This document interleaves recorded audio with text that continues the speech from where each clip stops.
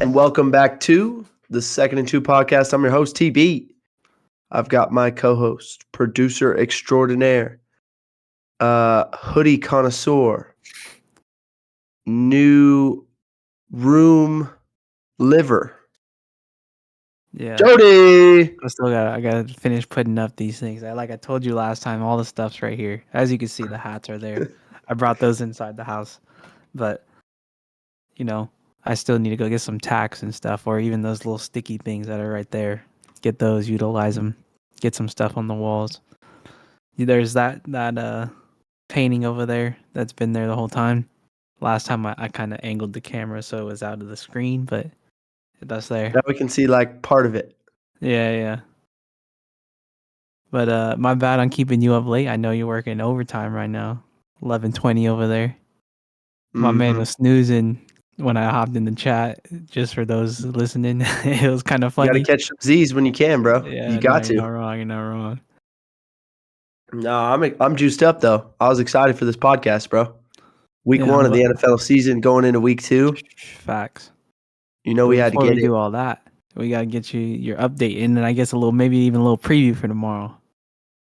Yeah, man. So we started the year off shutout, Cloud9, 28-0, right? Yeah. Week 2. Highs of the highs. Week 2 can't get much lower than where we were at week 2. We went on a 4-hour road trip against a team that we felt very confident we were going to beat. Just travel sucked. And instead we lost 40-8. All right, so this week, starting quarterback tore his ACL, out for the year. The backup quarterback went in. He also got hurt during that game. We won't have him this week. Hopefully we'll get him back for the next week. So when I say lowest of lows, couldn't have got much worse. You got That's what I mean. Now playing QB, huh? No, we took a senior receiver, made him a quarterback this week. That's our guy that pulled up on us senior year. The dude that came out of nowhere from Georgia. Yeah, he ended up.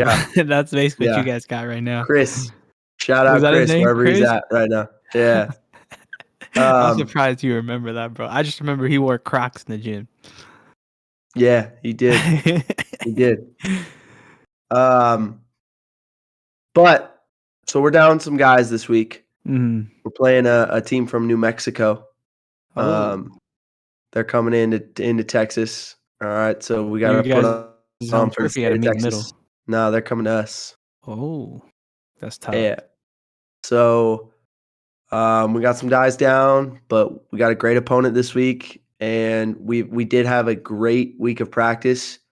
Even today, after a pep rally, still had a great practice. I was impressed with our guys, a little maturity. Good. So I think we're ready to roll tomorrow. Like, it's one of those deals where back's against the wall, you're missing your starting quarterback, you're missing the backup quarterback. You don't have a lot of depth. You got to kind of just say, we're going to man up and be tough and go play. And so we've gotten a little adversity come our way, but it's not a bad thing to have as a team. And that's what we sold the kids on this week.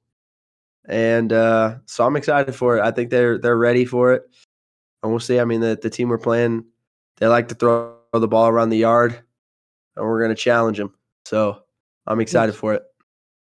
Hell yeah. Yeah, get after it with the boys. Make sure your QB's up to speed, AK the wide receiver. Hopefully he knows the routes at least, because that's where he was. Well, the kid is extremely smart.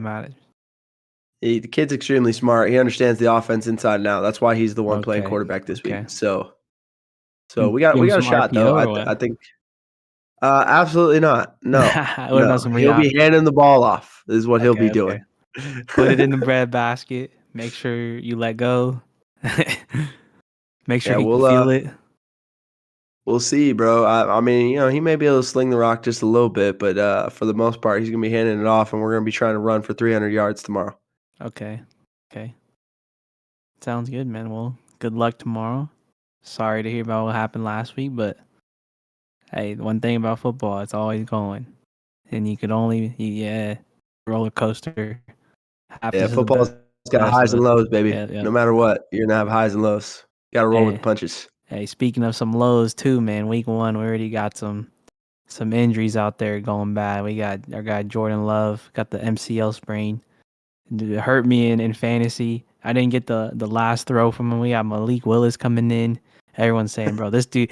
I don't know if you've seen the Barstool meme. There's a dude called Sasquatch. Lil Sass is what they call him. And they're like, there's a meme of him where he's like pointing. He's like, me? Like, I'm the one? And so someone posted that on Twitter last week. I had me rolling. But yeah. And then, to make matters worse, obviously we're recording tonight on a Thursday night. We seen the Bills Dolphins game. I have Tua on that team as well. So now I don't have a quarterback. So we'll see what happens next week. It's gonna be a time. Hey, prayers up for Tua, man. The hit he tonight did not look good. Hey, that's kind of ironic that you just said that, because the guy that made the tackle was prayers for Damar. Yeah. I mean, it's kind of weird because it wasn't like helmet to helmet or anything. It's just like Tua tried to kind of lower his shoulder and run through Damar Hamlin, and he just sort of got rolled up like into Damar Hamlin's like chest. It looked really weird. It was like the weird head angle. I was listening. I don't really know. Yeah, it wasn't. It was just a weird head angle. It almost looked more like I would have like guessed a neck injury more so than a concussion, but yeah. I heard he had the Tua fingers again, and I was like, damn. Yeah, he did, and that's the thing that's concerning. Really hope the guy's okay. In maybe lighter news, Tom Brady made his broadcasting debut last week when Browns played the Cowboys, and I'd say it was rocky. It was a little rocky. He wasn't crisp in his first broadcasting game. But if you know Tom Brady, you know he's going to get better, right? So I kind of expect him to be better as the season goes. Well, I didn't get to listen. I was watching Red Zone in Spanish, so there's that. And so when it comes to what I've heard about it, is that I guess people were saying that he was kind of not really putting out like info like that, like you see with like the Manning cast or even like Tony Romo, and he was kind of just playing with the water, dipping his toe in, kind of making things a little awkward here and there. So I'm sure over the next couple of weeks he'll lock it in. A lot of awkward silences where you're like used to hearing the broadcaster, the color commentator add, and he was kind of just laying out, and letting he was letting the play speak for itself. So yeah, I think he'll talk more. He'll get the rhythm and flow of it, and I think he'll be better. But yeah, rocky start for TB12. We'll see how he does next week. And as we continue through the week, man, more injuries. We had at CMC. He's got the Achilles tendonitis or whatever it was, and out week 1. But Jordan Mason performed like a baller. So I mean, it looks like they're definitely missing him. But it wasn't like it was the worst in the world. They still had a baller running all over the gridiron. Yeah. And then we got Puka. Yeah, bro. Gonna be out for a few weeks for the Rams. Looks like maybe 4 weeks, 5 weeks.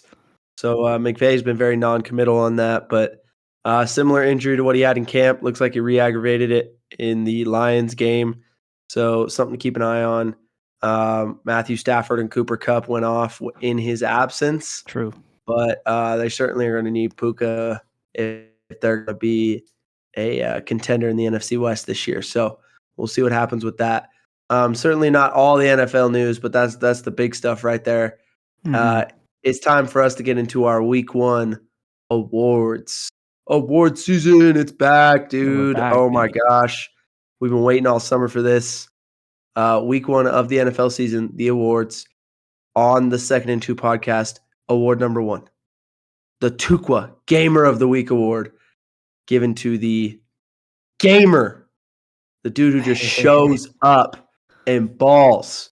Jody, who is your Tukwa Gamer of the Week award? My first award winner for the Tukwa Gamer of the Week goes to Saquon Barkley, still in the NFC East, but on a different team. He's with the Dirty Birds. My guy put on a clinic out there in Brazil.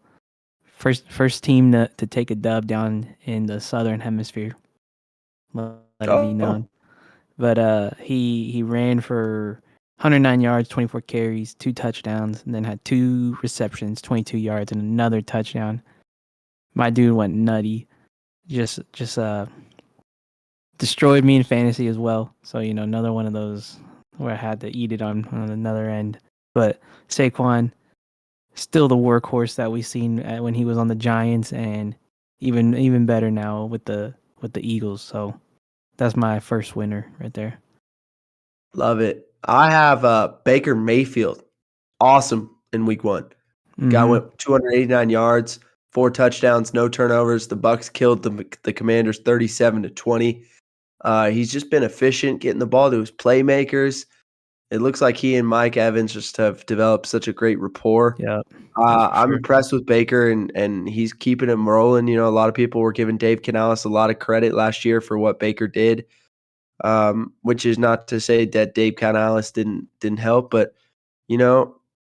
Baker's an old school dude. Like, he's just gonna pull himself up by the bootstraps. Things get tough, he's gonna get tough. Yeah. And I respect Baker a lot, so I'm excited to see what he does the rest of the year in Tampa. But he had a great week 1.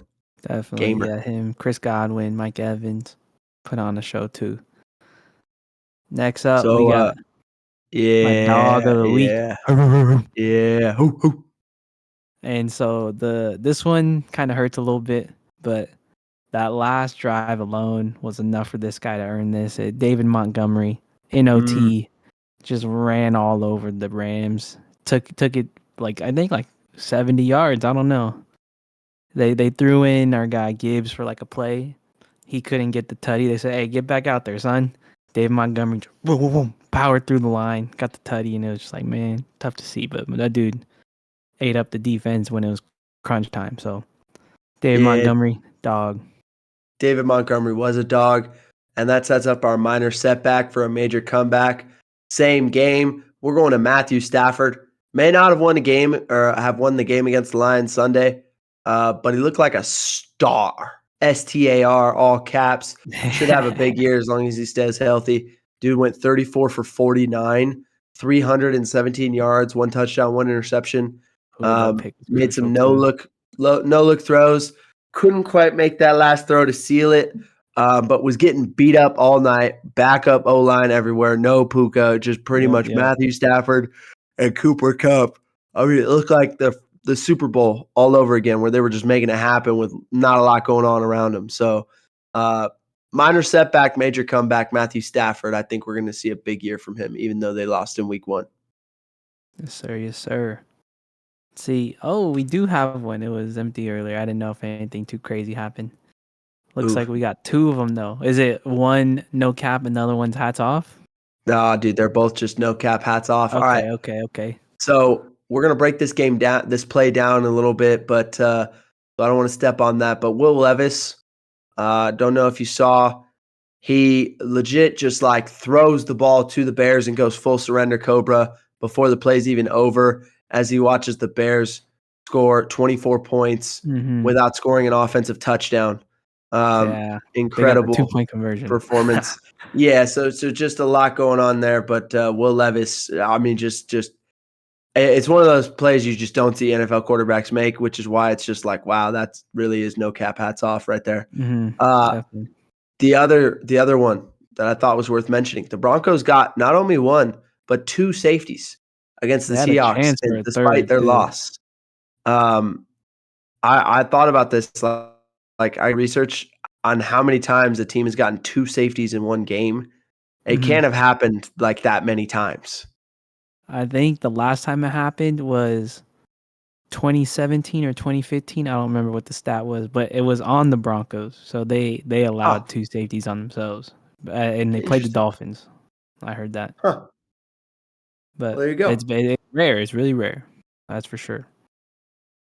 So there you go. No cap. Hats off. Mm-hmm. Is it on? It's there. Best believe it. Let's see. Moving along. We know we love our big fellas. Offensive big and fellas. defensive. Gotta show them love. So this brings us to our Strahan Munoz Big Fella Award. And this week, we seen the score. What was it? 30 something to 7 or something. The Saints versus the Panthers. Yeah, I they had cooked him, bro. Yeah, definitely. So I had to go tune in, see what the big men were doing up front. This week I'm giving it to the left guard. 62 on the Saints. His name is Lucas Patrick. First things first, they were balling if my guy had an early day. I don't even think he played the second half. He was cooking. Wow. So one knock I'll give him. He's a little bit slower off the ball, but he gets where he needs to go. So he gets the job done. In pass pro, my guy's good with hand fighting, so he's good at keeping their hand off of him, and then he kind of he's strong enough to steer them whichever direction you want to go. Good vision, so he's there for the help. He helps with the center, helps with the tackle wherever he needs to be, and leverage. Like I said, when they were running the ball, you just see him getting upfield, moving people out the way. A lot of zone over there in New Orleans, and my dude was making it happen. He would even hit him with the shoulder, like, I'm gonna cut you off so you can't get over there. You know what I mean? Yeah. He was looking good out there. Lucas Patrick, a little older, that's why he's a little slower, but man's was cooking. Hey, I commend you for taking the time to watch that game because bad game. I watched it for another reason too. It was definitely a bad game, but we'll get to that one later. So, on the Strahan side of things, TJ Watt was cooking. Oh my gosh, bro. The Steelers defense, in week 1 in a win over the Falcons, he recorded 4 tackles, 2 tackles for loss, 1 sack, 3 QB hits, and a fumble recovery. He also had another one that didn't count because they technically called him offsides before the start of the play. But he was unblockable. Like the Falcons were worrying about him all game long. It was unbelievable. And while we're here, I do want to give a little honorable mention. Aiden Hutchinson also had a great day for the Lions against the backup Rams O-line. He was incredible in that game as well. But TJ Watt was doing it against starters, which is why he got the nod here. Yeah, no, that one where they called him offsides, initially I thought the same. And they ran that replay, I was like, man, this dude is just too good.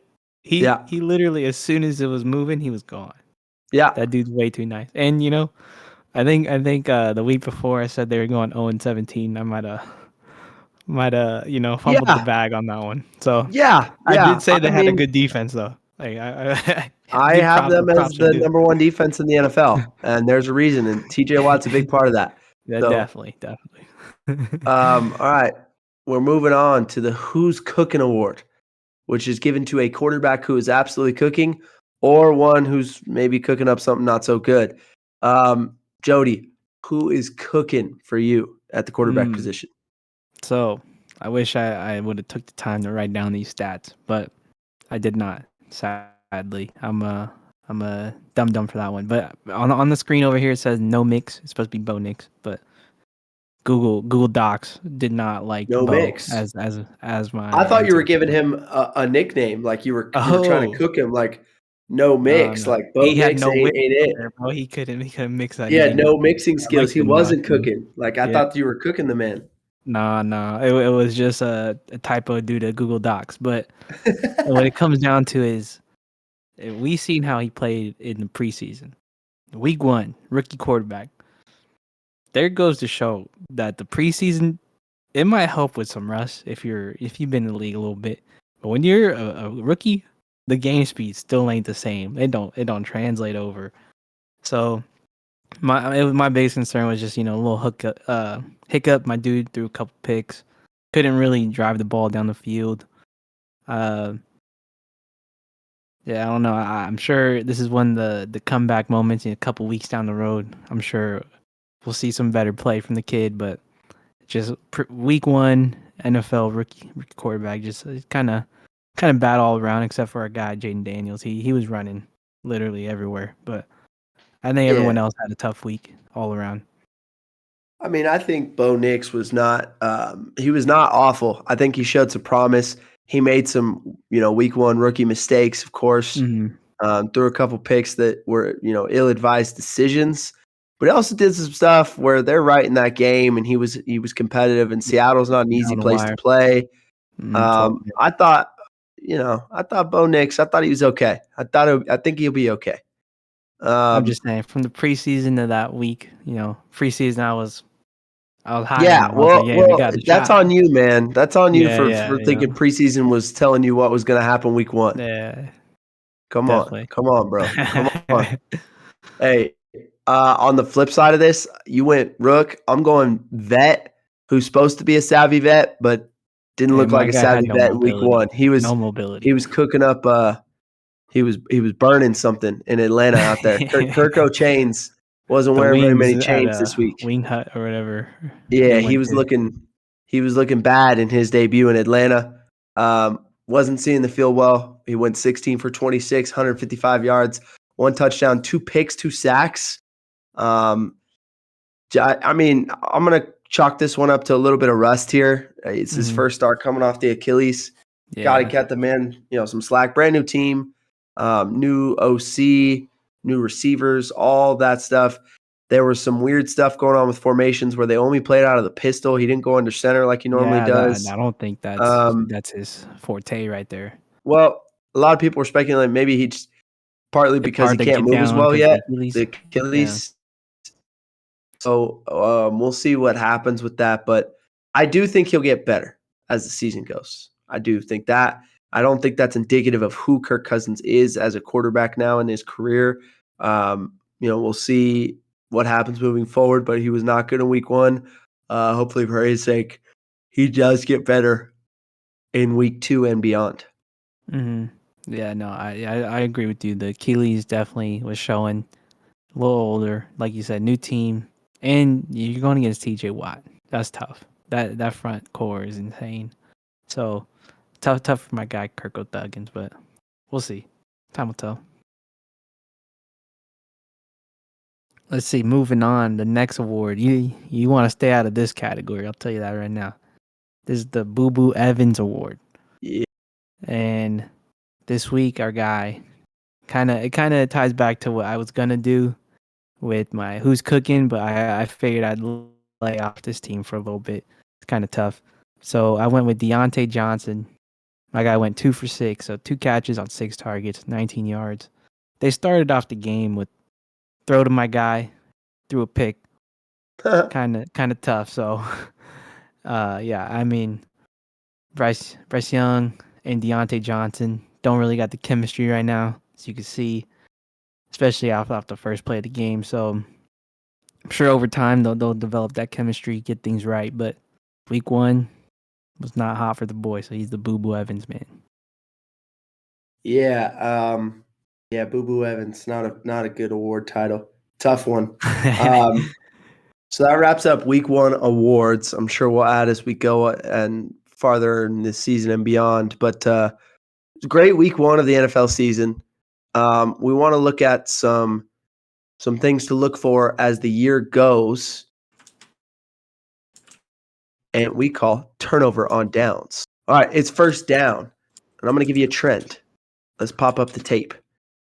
Something I was seeing during the games this weekend. I want to talk about that new dynamic kickoff, Jody. First of all, what do you think? Kick return. What do you think? Kick return. Yeah, what are you thinking about the new dynamic kickoff? How are we feeling about it? I think you should just boot it out the end zone, honestly. Who cares? Give them the ball on the 30 or whatever it is. It's not that big of a difference from what it was last year. You know what I mean? Why not? Hey, every yard matters, dude. Every yard matters. Hey, all right. If you don't believe in your defense like that, I don't know what to tell you. So, apparently you don't believe in your kickoff team is what you're saying. No, I'm saying the defense should be able to hold and lock it down and not force a punt. Get them off the field. You're giving up field position if you don't kick it and trust your kickoff team. All right, you know what? Real answer. You get John Barron out there, booted up in the sky, so your team John can Barron. get there as soon as he catches it. You know what I mean? Yeah. So you get one of those rolling. The cool thing about the new dynamic kickoff return is it does appear that we will get more returns. We didn't get many tonight during the Thursday night football game, Both teams were pretty much kicking it out the back of the end zone. But during the NFL season or week 1 slate, we saw a lot more kick returns than we had seen the year before in similar time frame. So what I want to talk about is some stuff I think you're going to see on some of these kickoffs. All right, some of these kickoff returns. Mhm. You've got some special teams coaches who are very creative, right? A Definitely. staple of offensive run schemes is counter, right? And Yeah. back in the old days, True. right, when you had the old school kickoff, and teams were really kicking it to force teams to return it, you had the wedge, right? And then the wedge gets outlawed and, all that good stuff. Well, then you had teams who were trying to get more creative, running almost like run schemes on their kickoff return, right? Mhm. And then you get to the point where teams are just kicking out the back of the end zone. Teams really aren't using schemes on their kickoff return as much anymore. And it got real vanilla and dry. And it was kind of like, man, we might just want to outlaw this play. Okay, well, we come up with this new way of doing it, right? We see it, a version of it on, I believe is it the USFL XFL? originally? I don't know one of the two. And now it's the UFL with the blend of the XFL, whatever. All those leagues, right? But Yeah. point being, we see a version of it there and we say, hey, you know what, this might be something we can use. Okay, so you're going to see the Bears have a very successful kickoff return here, running just counter run scheme, right? So the two guys I have highlighted, the one in the middle here is going to be your kick guy, right? Mm-hmm. And then the deep off returner is going to be the wrap guy in the hole. Okay, so we're going to watch that. Everyone else is blocking down, right? Okay. And it's nice because with the dynamic kickoff, right, all these dudes are lined up across the field. They're all there. It's very defined, right? You can see who you're supposed to block right in front of you. So it makes it easy on the kickoff return team because those dudes are all right there. So let's let this thing play and see what the Bears do on this kickoff return. Here we go. You'll see once the ball is caught, right? That's when they can start moving. There's the kick man, right? He kicks out. There's the wrap man in the hole. And boom, we're off to the races.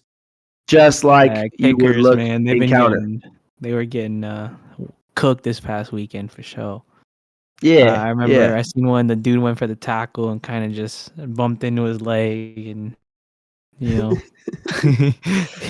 couldn't make a play on it. I would expect us to see more creative stuff with this moving forward. Again, this was just a simple counter seam kick wrap, and kickoff teams are going to have to be creative in how they combat that stuff, just because you don't have a lot of flexibility in your alignments and things like that, right? It's pretty standardized.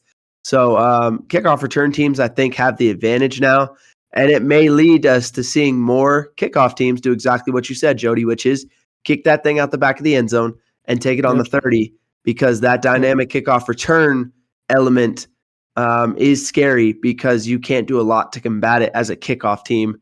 If you're seeing these dynamic returns, these schemes that are going to make teams really difficult to defend. So I wanted to bring that up because that is a new play, and I do want to notice, the trend in terms of what teams are doing, whether they're kicking it out the back of the end zone or they're forcing a return. And then when they're getting the return, what are teams really doing? And that was the first most creative scheme I saw on Sunday with the Bears.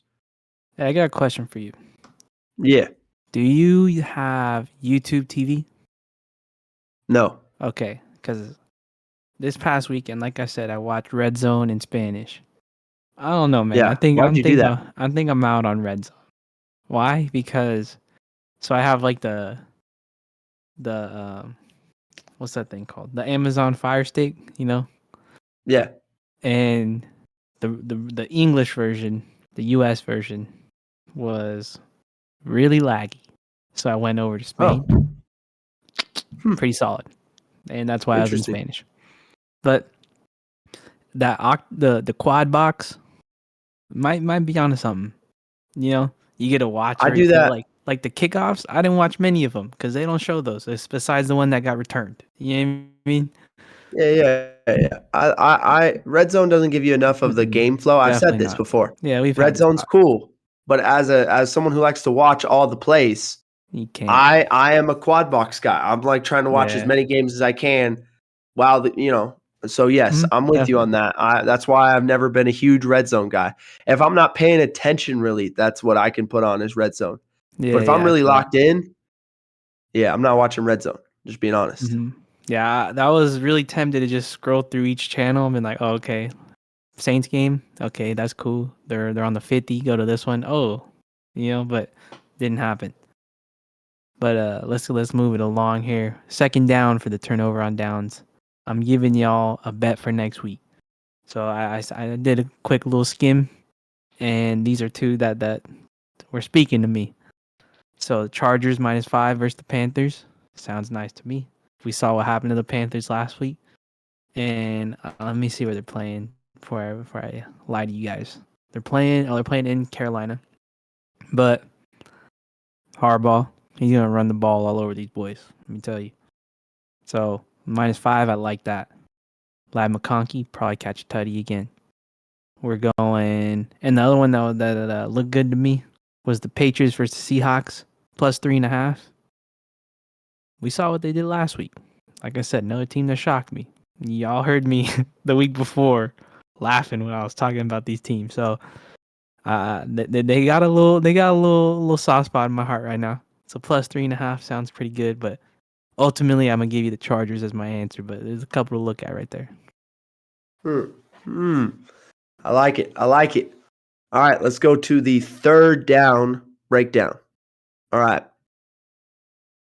And we're going to look back to, I said we'd be breaking down a play from this earlier in our last segment. We're going back to the Bears-Titans game. I promise I didn't do this on purpose, but it is impressive when you watch a team dominate a game on special teams and defense. They have a young quarterback. They were losing from the jump. They were down like 10-0, I think, 17-3 at one point. Like, they're in a tough spot with a young quarterback, and yet they didn't panic. Their defense and their special teams were great. They had a punt return, or I think a punt blocked for a touchdown. They had a kickoff return that put them in great field position to get the field goal, which we watched, right? There's that kickoff return. And then they go get a touchdown on defense. So this is the third down breakdown, right? We're going to watch a critical 3rd and 6 situation for Will Levis and the Titans, up 1 with 7:50 left on the clock, right? In this situation, young quarterbacks have to know punting, not the worst thing in the world here. You're going to pin them, right? You're at the 45-yard line. If you just throw an incompletion here, or even if you took a sack, you're going, hey, you know what? We're going to punt. We're going to pin them. And we're going to make those dudes go drive the length of the field to go kick a field goal to take the lead. And then even then, we still have the time on our side to go get it back. So no matter what, the biggest thing is just don't turn the ball over here if you're Will Levis, right? And the Bears, on the flip side, the Bears are showing heavy pressure, right? They've got 1, 2, 3, 4, 5, 6 guys at the line of scrimmage, right? They're showing like they're going to send 6.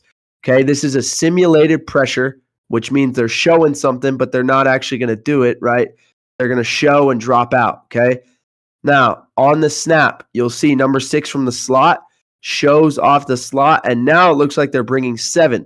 However, they're going to drop out here, right, with this backer who is mugged up in the A-gap, and they're going to drop the edge guy, right? So really what they're sending is 5, and they're playing a fire zone underneath, behind it, right? They're playing 4 under 2 deep fire zone here, where you have a flat defender, a hook defender, a flat defender, and then you have 2 deep half players, right? So now you simulate that pressure. What it did, especially with this Mike Backer mugged up in that A gap, and then he drops out. He occupied the center. Okay, tackle kicks out to the end. Yeah. Well, now you end up with the guard on the inside rusher, and it lets number 6 come scot-free, where you end up with the back who stepped up in protection and the guard on this player, because they're thinking number 53 was going to blitz, and then he dropped out. And then 6, they never saw him off the slot. He blitzes through. He's going to come scot-free, right? Another pass rusher on the other side is going to win a one-on-one after Levis gets flushed into him. And now Levis is running for his life. He's trying to just get the ball out of bounds for an incompletion. Instead, he throws it right to Tyreek Stevenson, who picks it off and runs it back for a touchdown. Design of this blitz was very intricate and well timed. Mhm. I love the call on 3rd and 6 in such a critical moment against a young quarterback who's going to be prone to mistakes. I don't think you could have dialed up a better pressure there than what they did. I love the show and drop. It's really good stuff. You can see it from this angle, right? Again, you're going to look like you've got this man coming and this man coming, and those two are going to be the two that drop out. You don't even see the man off the slot over here who is going to end up coming on the pressure, right inside here. Boom, drop. Right now, look at the back. He steps up for protection here. 76 realizes, oh, my man dropped out. Okay, I'll help with the back right here. So instead of getting the back on number 6, that blitzer there, and the guard on that man there, because they have enough guys to pick this all up, right? They have 6 blockers for 5 defenders. They can pick this up, but because of the disguise and all the stuff the Bears did pre-snap, you get one coming scot-free, and Will Levis feels that, right? So he starts escaping. Well, he escapes right into a pass rusher who's winning his one-on-one rush, who then, gets him in the grasp and forces the errant throw to Tyreek Stevenson. And then you saw at the end of that clip, Will Levis goes full surrender cobra right there. Not a good body language posture, because he knows he legitimately just gave the game away to the Bears. Oh, what was he doing? But the Bears, that's great defense. I love to see it. I freaking love to see it. You know what? Hey, we might even do some stuff like that tomorrow on our defense. We might even do some show and drop out. All right. I love that stuff. Those are called simulated pressures. That was a simulated pressure that became a fire zone. Nothing cooler than seeing some stuff like that from a brilliant defense. I love that from the Bears. Yeah, no, the hands on the head disappointment in himself was tough to see, but he, with the pump fake, he should have known to just tuck it instead of trying to hit the I'm gonna flip it for the incompletion. In that scenario, at that point, the best thing you could have done, just eat it, take the sack, dude. Take the sack and punt. Yeah. And make him drive the length. It's okay. Yeah, that's a tough situation. Young quarterback, young gun. Yeah, the young gunslinger. Let's see. 4th down on the turnover on downs. My bad beat. So, Trevor, let me paint this picture for you. Okay. It's August, right? We got the Olympics going on. Yeah, you put in a bet, you get a free bet worth $20 in the future. Well, your boy was hungry back then. Said, hey, you know what? I'm gonna put a bet on some NFL Week 1, because why not? It's a free bet. What do I have to lose? Literally nothing. I can only make money. No matter what it is, I'm making money. So, Prize Picks. Your boy, CJ Stroud, less than 266.5 yards versus Indy. Cha-ching, 234. Chris Godwin, 56.5. Baker's slinging it. We're getting over that. 83 total. Kenneth Walker III, 60.5 versus the Broncos. That's easy money. We get 103. All right. 3 out of these 4 that I'm about to give you. All right. James Cook. He didn't really run the rock like that last year. I think, he picked it up in the end of the year. Didn't really do too much though. 69.5 versus Arizona Week 1. Nah, bro, we're getting 71. So, needless to say, you missed it by a yard and a half. Yes, sir. And that I cooked up August the 2nd of August. So a whole month later, you had to look at this every day just to make $15 as opposed to $100 for free. So James Cook sold me on that one.